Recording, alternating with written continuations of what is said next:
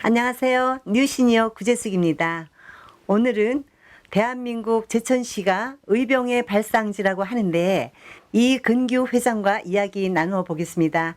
안녕하세요, 네, 회장님. 안녕하세요. 네. 예, 대한민국 의병도시 협의회 초대 그리고 네. 2대 회장을 역임한 이근규입니다. 의병이 우리 역사에서 의미가 무엇인가요?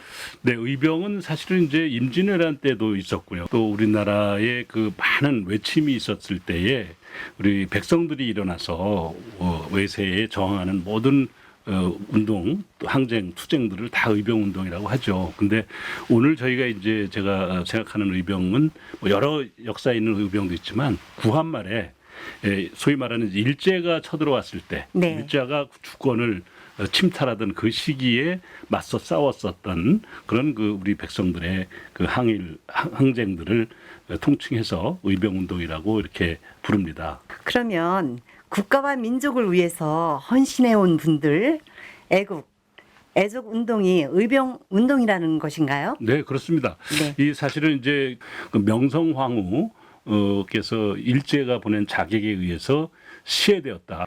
그 땅에 떨어진 민족적 자존심 그리고 우리 민족이 가지고 있었던 그 아픔과 그 절망을 분연히 딛고 일어서서 네. 그 일본의 그 외침 또 그 당시에 불가피했었던 그런 사회적 그런 모순들에 대해서 정면으로 맞서 싸웠던 백성들의 그 항일 운동이라고 할까요? 반외세 운동 네. 이런 생존권을 또 지키기 위한 그런 투쟁들이 그 의병 운동이고 그것이 결국은 민족적 자존심도 우뚝 세워놨고 또 그것을 통해서 나중에 이제 또 기회가 되면 말씀드리겠지만은 우리 그 만주나 연해주 일대에 그 외국에서 해외에서 그 독립운동을 펼쳐가는 그런 기반을 만드는 그런 일로 연결되기도 합니다.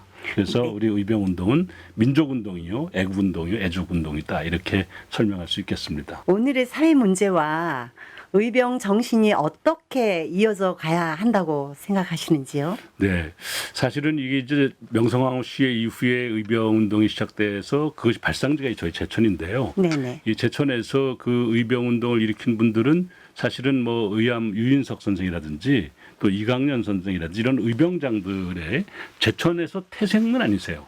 뭐 예를 들면은 그 의암 유인석 선생 같은 경우는 춘천에서 원래 태어나서 자라신 분인데 그 당시에 그 화수학파를 중심으로 했던 유학자들 그리고 또 그 밑에 있었던 제자 유생들이죠. 네. 유생들이 처음에 그 이 봉기를 해서 전국에 있는 유생들과 전국에 있는 그 백성들에게 그 의병 운동을 통해서 우리 민족의 그런 민족 자존심을 지키는 일을 하죠. 네. 결국은 사실은 그 시대로 봤을 때는 뭐 반상 사회가 있었을 때죠. 양반과 뭐 소위 이제 일반인들이 있었는데 그 반상 사회에서 아무런 국가적 혜택도 제대로 누리지 못하던 그런 비기득권층이 이 나라와 민족을 지키기 위해서 일어나서 이 나라를 지켜냈다. 물론 항일 독립운동으로 연결되어서 그것이 세계사 속에 자랑으로 남아 있지만 그 정신이 결국은 이 나라, 이 땅, 이 민족을 우리가 지킨다라는 그러한 뭐 자존의 정신이 아닌가 이런 생각이 듭니다. 그 뭐 소위 우리가 이제 삼국시대 이전부터 따져 보면은 뭐 700여 건의 그런 외세 침입이 있었다고 하는데 그 과정에서 우리 땅을 지켜낸 분들이 물론 위대한 그 장수도 있었고 위대한 그 영웅도 있었고 뭐 여러 가지 또 왕도 있었고 다양한 역사 속의 기록이 남지만 사실 그 속에 들어가 보면 그 싸움, 그 전쟁 그리고 그 노력에 희생하고 헌신해 온 분들은 다 우리 백성들이 주축이 되어 있었다라는 것이 사실은 더 많은 자료를 통해서 드러나고 있습니다. 그래서 이런 의병 운동이야말로 정말 요즘처럼 우리나라가 세계사 속에서 어려움도 많이 겪어왔죠. 뭐 경제적으로나 또는 외교적으로 또는 남북 문제가 분단된 이후에 온 품들을 잘 어려움 속에 있지만 그래도 우리 국민들의 힘으로 다 이것을 이겨내고 또 네. 최근에는 코로나19만 하여도 지금 전 세계에서 WHO가 그 인정하는 최우량 그 대처 국가로 지금 꼽힐 정도로 잘 하고 있는데 이것은 물론 정부와 또 보건 당국, 의사, 선생님이나 간호사 이런 의료진들의 노력이 제일 중요하죠. 그러나 더 중요한 것은 이것을 함께 지켜가고 이겨내고 있는 우리 국민들의 그 의식과 그 실천하는 정신인데 이것도 의병 정신에 다름이 없다 이렇게 생각을 합니다. 이 저희 제천 의병을 저희가 이제 얘기를 할 때 가장 그 얘기한 것 중에 하나가 여기에 그 처음으로 이제 제천에 천남 전투라는 게 있었어요. 지금 제천 시청 있는 옆에 천남이라는 계곡이 있었는데 거기가 이제 충주로부터 쳐들어오는 그런 일본 외병들의 첫 번째 만나는 곳이었었어요. 그 당시 박달재를 넘어서 왔겠죠. 네. 박달재 산길을 넘어서 제천으로 들어오는 초입에서 첫 전투를 벌이는데 그 당시에 우리 제천 의병들이 정말 치열하게 싸워서 그 외병들을 다 섬멸을 합니다. 네. 섬멸을 하고 그리고선 정말 큰 승전보를 올렸는데 그날이 우연의 일치지만 8월 15일입니다. 그날 의병의 전과를 거두었는 우리 제천 의병을 보고 외병들이 얼마나 자존심 상했었겠어요. 자기들 입장에서는 뭐 러일 전쟁이나 뭐 중일 전쟁을 정말 성공적으로 이끌었던 그런 군사력과 뭐 그렇죠. 나름대로 자부심이 있을 텐데 이 조만한 나라에 그것도 저 백면 서생들 또는 뭐 쇠수랑 뭐 곡괭이 뭐 이런 거 들고 네. 나온 또 물론 뭐 우리가 저 딱총이라고 부르는 것도 있었습니다만은 그런 그 화승총 정도 갖고 나오는 그런 의병들과 싸워서 이렇게 전멸했다는 게 너무 자존심 상한 일본이 그로부터 한 일주일 지난 후에 다시 쳐들어옵니다. 쳐들어와서 그때 오늘처럼 이렇게 비가 많이 내렸는데요. 비가 내리다 보니까 화승총은 화염을 붙여서 화약에 네. 이렇게 불을 붙여서 쏘는 거니까 네. 그것이 비가 오니까 이 화약에 불을 붙일 수가 없었죠. 그래서 결국은 이것이 이 총 노릇을 못하고 결국은 막대기밖에 안 되는 거잖아요. 그래서 소총으로 무장한 일본 그 외병들에게 완전히 섬멸을 당하고 그때에 그 일본군들이 의병의 본거지인 제천을 완전히 쑥대밭을 만들겠다라고 해서 시내 전역을 불질러 버립니다. 네. 그래서 그 당시는 뭐 이제 소위 집에 건물의 그 소재라는 게 뭐 나무와 풀 아니겠어요? 그렇죠. 시내가 전체 다 탑니다. 그 제천시가 완전히 다 타서 그 당시에 취재하러 왔었던 그 영국의 데일리 그 뉴스에 맥켄지라고 하는 특파원이 있었는데 그가 본국에다 기사를 보냅니다. 오늘 이 순간부로 세계 역사속에서 제천은 사라졌다. 세계 지도에서 없어졌다.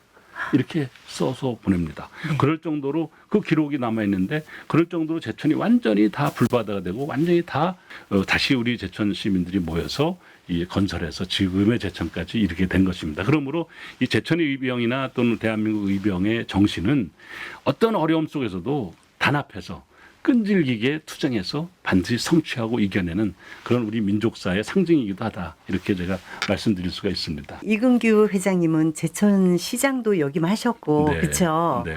제천의 남다른 생각은 예, 어떠신지? 저는 뭐 제천이 이제 뭐 저 개인의 뭐 주장보다는 네. 또 객관성이 있는 게 있어요. 제천은 뭐 우리 나라로 보면 선사 시대의 유적이 있는 곳입니다. 네. 여기 전말동굴이라고 하는 네네. 선사 시대의 유적이 발견되어서 우리 한반도의 인류 문화에 대한 원류를 네. 오롯이 보여줄 수 있는 곳이 바로 제천이다. 이렇게 말씀드릴 수 있고요. 청풍호에 있는 황석이라고 있었는데 그 황석 강가에서 고인돌이 발견되어서 그 고인돌을 통한 우리 인간의 어떤 그 장례 문화, 과거에 이제 풍장에서 뭐 매장으로 이렇게 연결되어 오는 그런 과정에서 인류 문화의 역사에 중요한 사료들이 발견되었습니다. 물론 그것은 인류 문화의 원류가 여기 제천에서 있다라는 것을 상징하기도 하죠. 또 나아가서는 이제 삼한 시대에 의림지를 축조해서 네. 치수를 한다는 것, 물을 다스린다는 게 얼마나 중요하겠어요. 그래서 삼한 시대 농경 문화의 가장 핵심적인 기술이고 핵심적인 그 시설이 저수지인데 그 의림지라고 하는 저수지를 만들어서 농경 문화의 상징으로 농경 문화의 어떤 농업 혁명의 가장 전초 기지로 상징되는 것이 제천이다. 이렇게 말씀드리고 싶습니다. 1985년도에 이제 청풍호가 만들어져요. 네. 충주댐을 만들어서 이것이 이제 다목적 댐인데요. 그것이 한강의 수계를 한강이 매년 범람을 했었습니다. 한강의 수계를 1m를 낮추는데 기여한 것이 결국은 이 청풍호와 충주댐인데요. 이것은 결국은 그런 뭐 이렇게 홍수를 막는 그런 역할도 했지만 사실은 2,500만 수도권 시민들에게 생수를 그렇죠. 식수원을 제공하는 네, 네. 그런 것이기도 해요. 우리 민족의 젖줄인 한강, 네. 한강의 뭐 어머니. 네, 그렇죠. 한강의 발원지가 바로 이쪽이니까 그래서 우리 수도권 시민들의 입장에서 보면 네. 제천이 우리를 먹여주고 네. 또 키워주고 굉장히 또, 중요하죠. 예, 함께 하고 있는 네. 곳이다 이런 저희들의 그러니까 자부심도 여기가 있습니다. 남한강은 흐른다. 그렇습니다. 그렇죠? 맞는 그렇습니다. 거죠? 예, 예, 네. 이제 뭐 양수리 그 두물머리에서 네네네. 그 북한강과 남한강이 이제 합류가 되는데 그렇죠. 여기 남한강이 이제 네. 여기서 물량으로 보나 네네. 또 여러 가지 우리나라의 그 중심부를 관통하는 것으로 보나 네. 이 남한강이 매우 중요한 우리의 상징인데 네네. 바로 그 지류가 여기 제천을 통과하고 있습니다. 네. 회장님이 여기 그 제천시에서 태어나셨죠? 그렇습니다. 예. 완전히 토박이시네요. 저는 뭐 제천시가 지금 이제 제천시로 되어 있지만 네. 예전에는 이제 그 제가 그렇죠. 면단위 지역 송악면 시곡리 깊은골이라고 하는 골짜기에서 태어난 그러셨구나. 우리말로 이렇게 표현해도 되는지 모르겠는데 촌놈입니다. 이제 그동안 역사 속에서 이렇게 많은 중요한 역할을 해온 그런 지리적인 그런 측면이 있다면 이제는 천연물 산업을 통해서 네. 약재 산업을 통해서 또 그렇죠. 먹거리를 통해서 이것을 통해서 우리 국민들에게 기여하는 바가 많다 이렇게 생각합니다. 지금 4차 산업 시대로 지금 넘어가고 있고 여러 가지 AI라든지 첨단 과학 시설이 아무리 발전해 가도 사람이 건강하고 사람이 활기쳐져야 그렇죠. 그 4차 산업도 영위해 갈 수가 있지 않나 이런 생각이 들어서 또 요즘 코로나 때문에 많은 좀 아쉬움이 있습니다만은 또 이제 관광의 거점 도시다 이렇게 생각을 해서 우리 제천을 저는 매우 우리나라 정치, 경제, 사회, 문화, 경제 전방위에 가장 중요한 도시 중에 하나다 이렇게 말씀드릴 수 있겠습니다. 이근규 회장님의 의병 이야기를 잘 들었습니다. 감사합니다. 고맙습니다. 감사합니다.